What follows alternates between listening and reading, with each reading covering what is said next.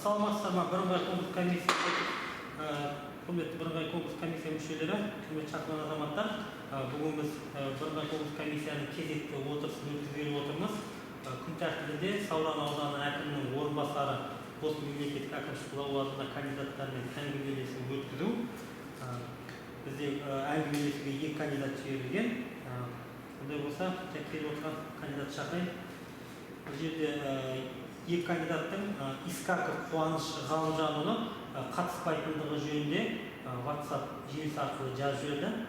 Ал Асанов Абутәліп Сейденбекұлы келіп отыр. Жақсы, кірсін.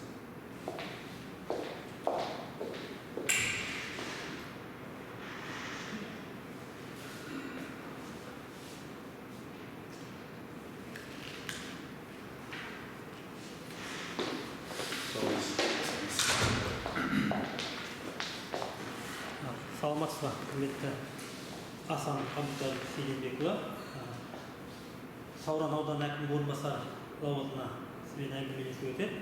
Сізді бірыңғай конкурс комиссия мүшелерімен, уәкілетті органның өкілі және байқаушымен таныстырып өтейін. Комиссия төрағасы облыс әкімі аппараты басшысының орынбасары Ескібай Алпарсұлтанұлы.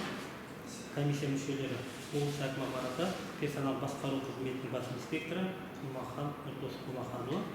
Облыс әкімі аппараты заң бөлімінің бас инспекторы Тұрлыбекова Жансәуле Исламовна. Сонымен қатар Сауран ауданының әкімі Үсенбай Ғалымжан Қарабайұлы белгілі себептермен қатыса. Сонымен қатар конкурс комиссия жұмысының ашықтығын мен әділдігін қамтамасыз ету мақсатында комиссия отырысына мемлекеттік қызмет істері агенттігінің Түркістан облысы бойынша департаментінің өкілі, мемлекеттік қызмет басқармасының жетекші маманы Ыдырысұлы Елбасы және де байқаушы ақпараттық талдау орталығы әлеуметтік желілерге мониторинг бөлім басшысы Анарбаева Баян Жорабекова қашықтан қатысып отыр. Сізбен әңгімелесу барысы техникалық бейнежазба құрал көмегімен жазылады және кандидаттарға тең көлемде сұрақтар қойылады.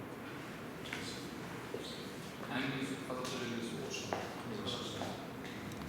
Құрметті Алтай Сейденбекұлы, сізге 4 сұрақ қойылатын болады. Соның біріншісі республикалық маңызы бар қалалардың, Астананың облыстық маңызы бар қалалардың жергілікті мемлекеттік басқару органдарының тұрғын үй қатынастары және тұрғын үй коммуналдық шаруашылық саласында қандай құзыреттері бар? Қайталай ма?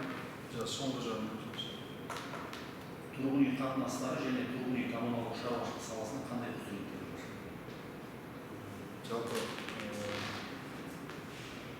тұрғын үй қатынастар жергілікті өңірлерде осы тұрғын үйге қатысты мәселелердің барлығын сол құзыретті шегіне қарайды. Мысалы тұрғын үй мәселесі бар. Сонымен қатар осы коммуналдық шаруашылық саласындағы осы саладағы жалпы инфрақұрылымдар, ауыз сулар мәселесі, газ мәселесі, сарқын су жүйесі және электр желілері, электрлік қамтамасыз ету мәселелері. Сондай-ақ өз кезегінде өңірлерде жергілікті атқарушы орган тарапынан осы жаңа айтқан сала бойынша барлық мәселелерді қарап шешу мәселесі құзыретін кіреді.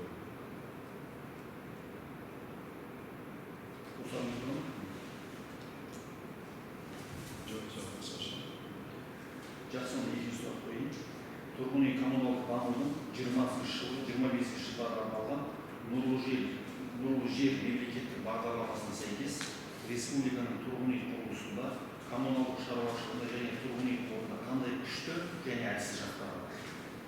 Жалпы бұл бағдарлама Нұрлы жер бағдарламасы қазір 3-ші мәрте өзгеріске енгізілген отыр. Бұрынғы 20-25-ке дейінгі бағдарлама кейін қайтадан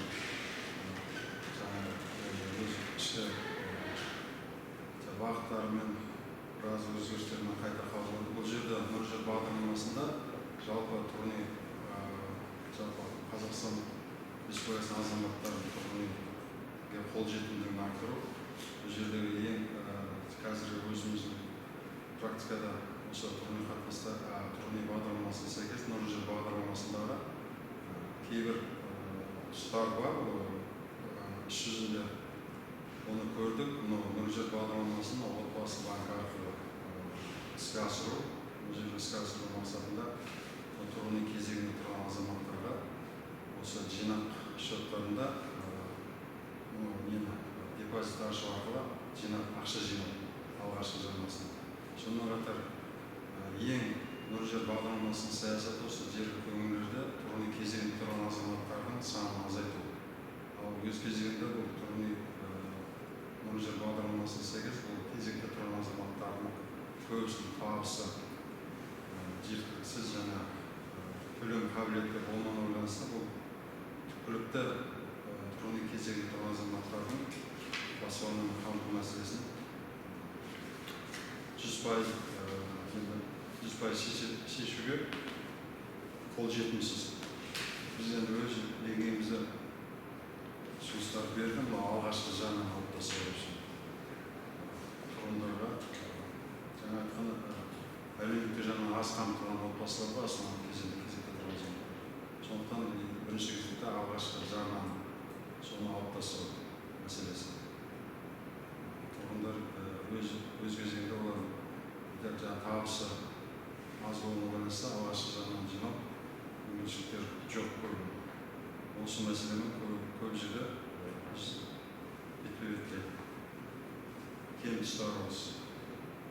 Алдағы уақытта қазір нұрлы жер бағдарламасының 20-25 жылдарға несі неғып тұр, қайтадан қабылданды. Бұл жерде азаматтарға күнде де ұсыныстар бердік. Бұл жерде жаңағы алғашқы жағынан алып тастау, одан кейінгі пайыздық мөлшерімен төмендету. 5% қазір төменгісі 5% тұр, одан да төмендету мәселесі. 2% бар, ол бақытты отбасымен тек қана ол жерде өз кезегінде 4 санатқа ғана қарастырылған. Жалпылама пайыздық мөлшерімен төмен шығу. Жаңа алғашқы жағынан алып тастау осы мәселені жолға қойса оң шешім деп тұрмын. Жақсы, келесі сұрақ сізге аудан әкімдіктерінің сәулет, қала құрылысы, құрылыс қызмет саласындағы құзыры. Аудан әкімдіктері ма сізге құрылысқа қатысты қандай құзыреттері? Аудан әкімдіктерінің сәулет қала құрылыс бөлімдері өз кезегінде осы қаланың жалпылама бірінші кезекте өзінің бас жоспарын бекіту, сол бас жоспарға сәйкес жаңағы нысандардың орналастырылуын басқаны қамтамасыз ету. Сонымен қатар құрылыс жобаларға жүргізілетін құрылыс объектілер нысандарын бекіту, проект сметаларын жобалау сметалық құжаттамалар. Сол арқылы жалпы қала көлеміндегі аудан қалалардағы құрылыс саласындағы сәулеттің келбетін келтіру басты осы әкімдіктегі осы бөлімдер осы сәулет және қала құрылысы бөлімдеріне тікелей байланысты.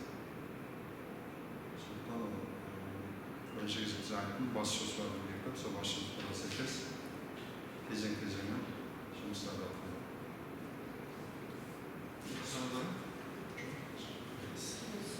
Мемлекеттік қызметшілердің сыбайлас жемқорлыққа қарсы емес болуы керекпіз.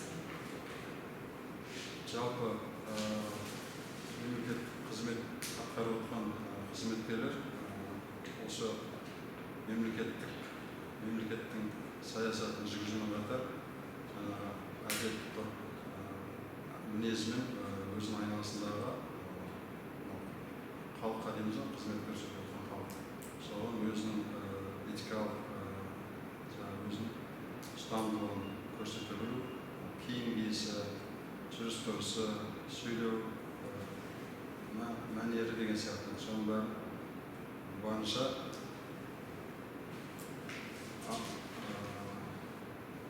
дарақылық, дөрекілік деген сияқты үйлерден жат мемлекеттік қызметке сыйыспайтын артына дүниелерді көрсетпеу, өзін сақтау.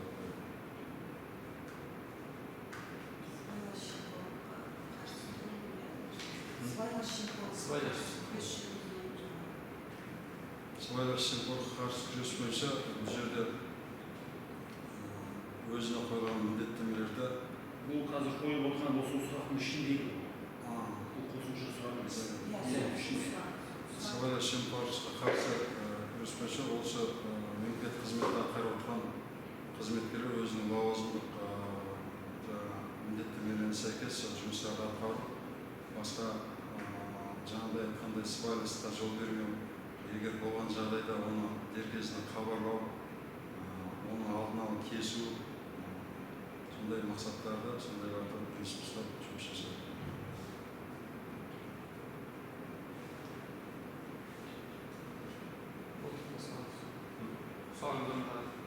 Жоқ, Бұл сізбен әңгіме аяқталды. Нәтижесін сайттан көретін боласыз. Сау болыңыз. жақсы. Сау болыңыз.